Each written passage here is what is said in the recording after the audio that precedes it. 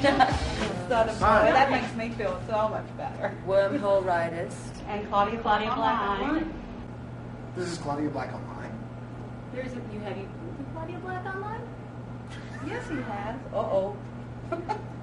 Not yet. Yeah. I think you should check it out. But as soon as he goes back up to his room, I'm not allowed. We can understand. we've got enough of Claudia Black for over 10 years. I've been banned from Claudia Black online. Oh, okay. Yeah. Oh, yeah. It was tragic, but I was spending way too much time there. Okay, no, we won't talk Lies. Well, since we have Ben here now, I'll introduce myself again. I'm Radio Star on wormholeriders.com and Green Eggs and Sam on Claudia Black Online. And this is Space Gypsy 1 on Claudia Black Online. My real name is Becca. My real name is Sam. Obvious. And we represent wormholeriders.com, which does convention coverage for Stargate and Farscape. So we report on the conventions, make it feel like the fans who can't come are there with us. Oh, hi everyone who couldn't come. We'll really appreciate that. And then we represent Claudia Black Online as well. So we had to skip out of the Stargate panel to come and set up here, sadly. And we were trying to wait for the current projects question. So we wanted to ask That was sort of devastating, really. So, you know. Oh, no.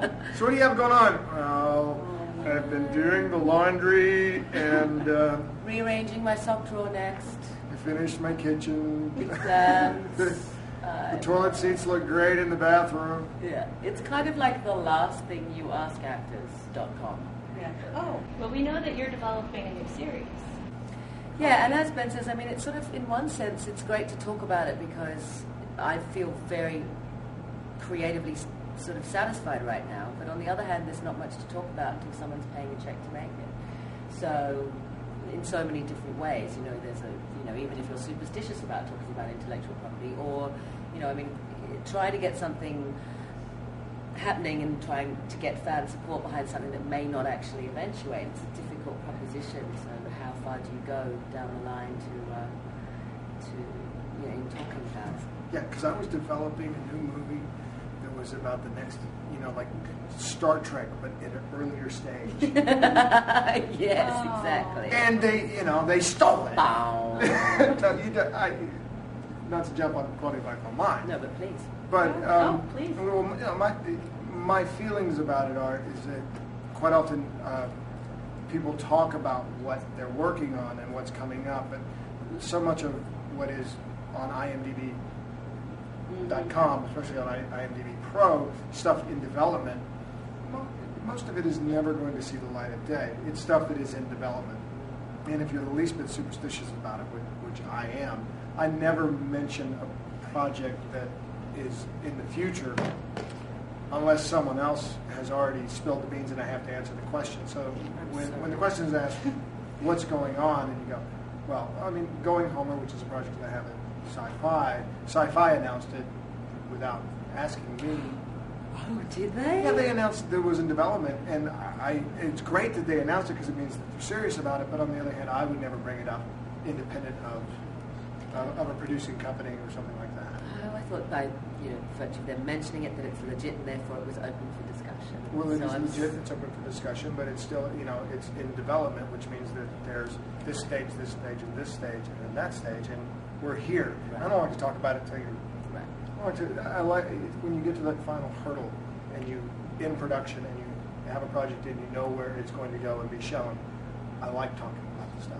Can you tell us in general what Going Homer is about? Because we keep reading Going Homer, Going Homer, Going Homer, but all we have is the title.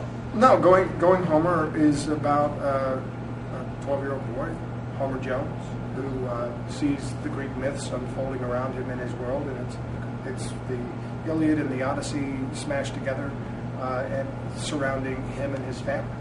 And so, you know, it's fun. Mm-hmm. And it's highbrow. Ben's handler standing over there going, what the hell is Ben doing in the middle of an interview? He wasn't scheduled to be there. What's he doing? Do I need to go? I'm afraid so. See? Oh, I thought so.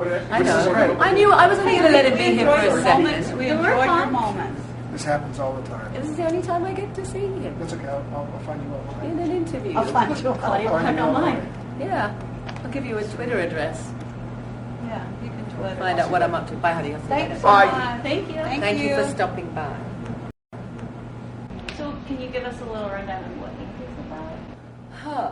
Well, since it's not even in development, I can't really at this stage. But the whole point of getting people to follow it on Twitter is just one of the messages, one of the underlying messages of the concept is, the power of the people. And it's an unlikely group of people who band together to get the planet out of a very dire situation.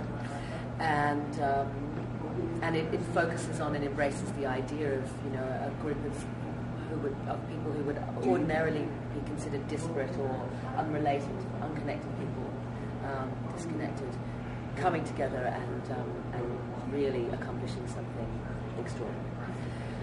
And it's got a strong graphic novel element to it.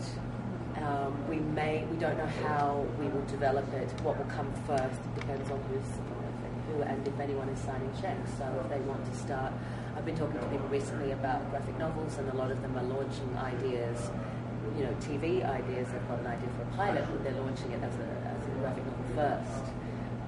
So we don't know which direction it will go, but it's a really good concept. And I met with Bonnie Hammer. We talked about a few things, and we're looking to develop things for what I would consider to be my demographic.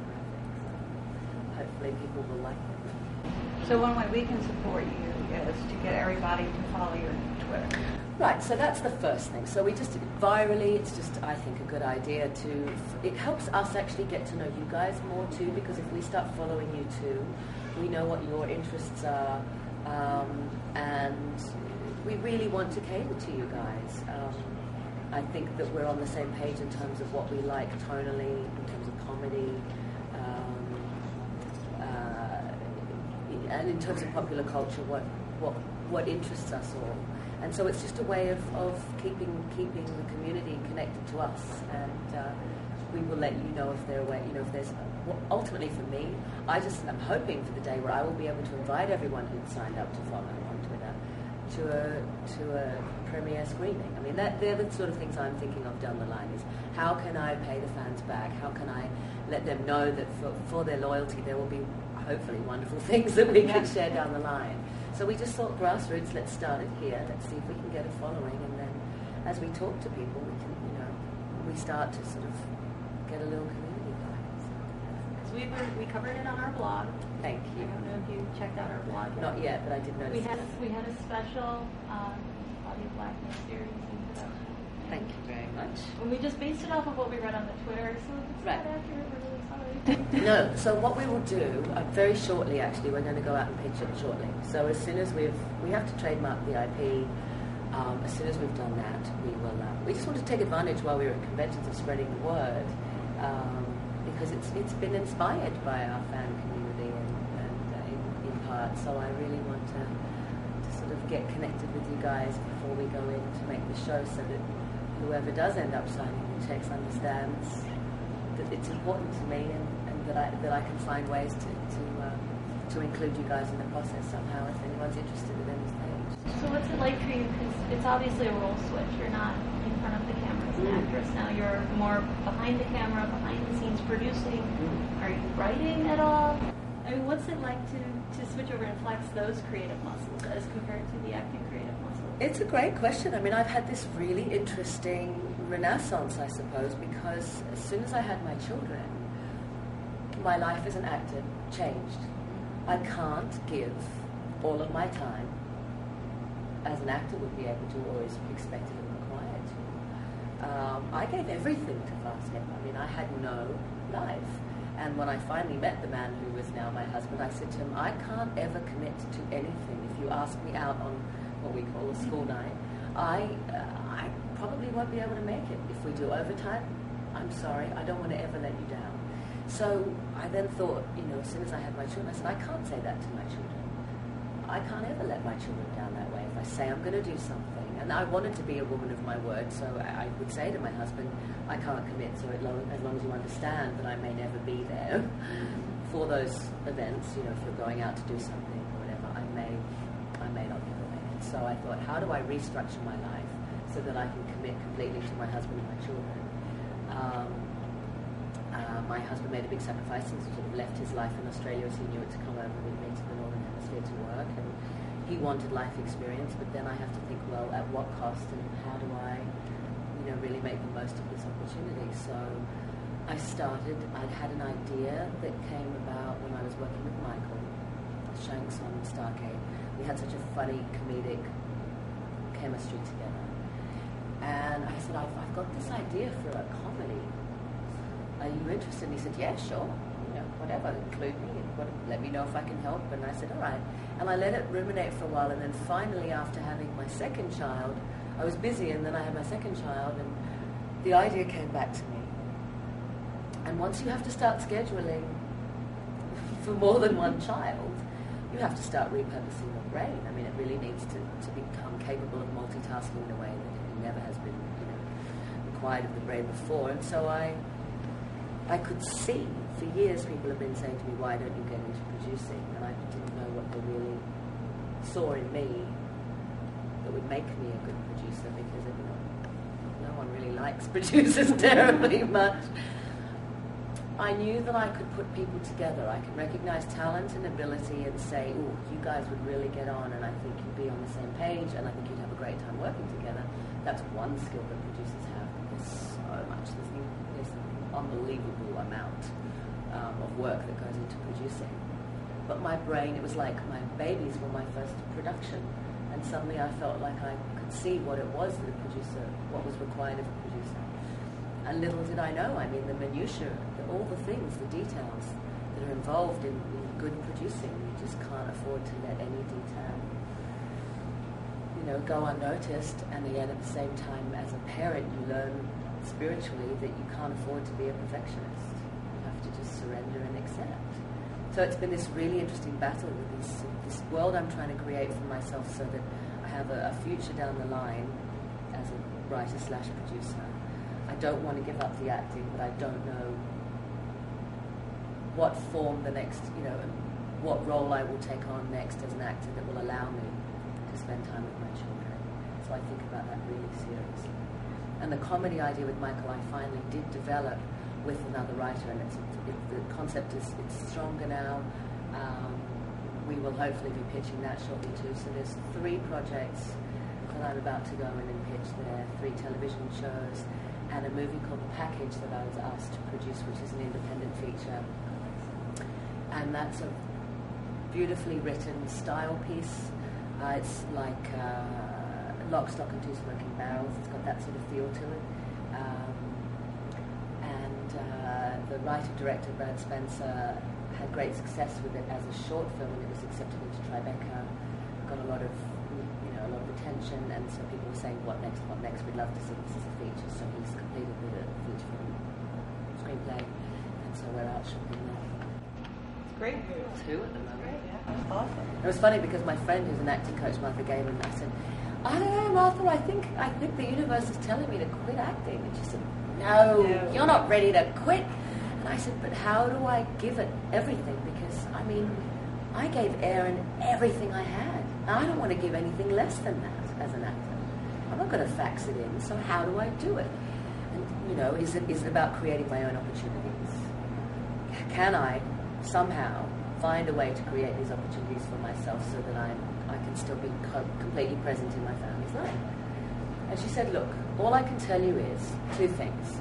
Quitting acting is a process, so you don't just do it overnight. Secondly, if there's something else you're meant to be doing, the universe will just present that to you with complete ease. There will be no obstructions in your path to that thing. And that week, 2 people asked me to produce their independent features. And I thought, okay, we'll give it a shot. So Your motherhood and balancing motherhood and working, it's universal. But your work is longer hours than the regular mother, and finding that balance. And that's one of the things that I'm most interested in. Having been a working mother, but right. The fact that, but you explain that, but don't you think that balance, that there comes that point when they get to a certain age where your balance is going to change again?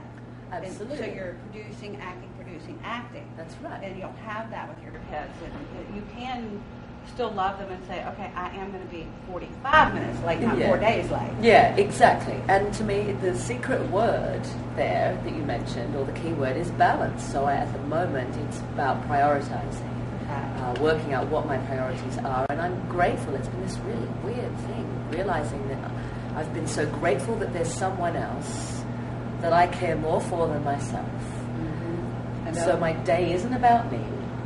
I hate grooming. I mean, that's sort of not a well-kept secret about me, but I don't mean that I'm unhygienic, but my goodness, the idea of having to schedule a manicure, I mean, I did that for you guys for Dragon. Don't thank me. I know I'm supposed to do it, but pedicures, all that stuff. I let my roots go grey if I can. I just don't have the time to prioritize that and never wanted to. So I'm not, that whole pretty committee thing is just not my bag. But your church will think you're beautiful. And so it's been, I just thought, wow, how interesting as an actress to see that the world around me's changed and that my career is, I don't know what it will be. And you have, with hindsight, I'll be able to look back and join the dots and say, oh, well, it seemed, of course, this is logical that I would then end up here. Yeah. It's having the faith to just know that if I keep my head down and stay the course, that there will be something that stimulates me down the line. Because at first my ego was scared and I thought, how do I hold on to my acting career while I have babies so that it hasn't completely fallen apart when I get to the other side? Because it's something that's been so precious to me. Like, not if I say my career is precious to me, just doing what I love. What you love, yeah. So I hated the idea of never being able to do that again. And there seems to be this whole concept of momentum, especially with careers as opposed to, a job, that you have to sort of keep that train moving. Well, we certainly appreciate you and your time and wrap up. I know. I hate that, but we have one more question, and there was a great debate on whether or not we should ask this. Okay, gosh, controversy. Here we go. But it's kind of a fan service question. We know you won't answer who the better kisser is. We know you won't answer it. People ask you all the time. Just so you know, Michael answered it at Chicago, and he said you were a better kisser than Ben. I am. Oh. Michael. I will say that Ben and I got far more practice. Oh. But that's and not practice the question. makes perfect. That's not the question. Thank you. The actual question is, who smells better? This is not fair. But I will give you my honest answer. It is Ben. Because I love the aftershave that he occasionally wears when he's been a bit highfalutin and fancy. He'll put on a little bit of cologne. And it's very nice. So I identify it with him. That's, to me, is his signature scent. And I don't ever recall smelling aftershave on Michael. Well, we wanted to give you something as a thank you for doing our interview. These are Frango Mints. They're chocolates. You can only get them in Chicago. Wow. Where Alyssa and I are from. And you can only get them what is now Macy's. It was Marshall Fields. Oh, wow. And so we hope you'll like them and you'll come to Chicago sometime. I would love to come to Chicago sometime. I'm also doing improv now. Oh, how fun. So I'm going to come and check out Second City soon. And make sure you let us know so we can bring the hordes to come see you. Awesome. All right. Thank you. Thank you so much for everything, and I promise I'll give you guys I can't updates. wait to see you on my television again. I just have to tell you that. Oh, well, let's hope it's soon, because Lord knows we don't want to see this in HD for much longer. Yeah. We're recording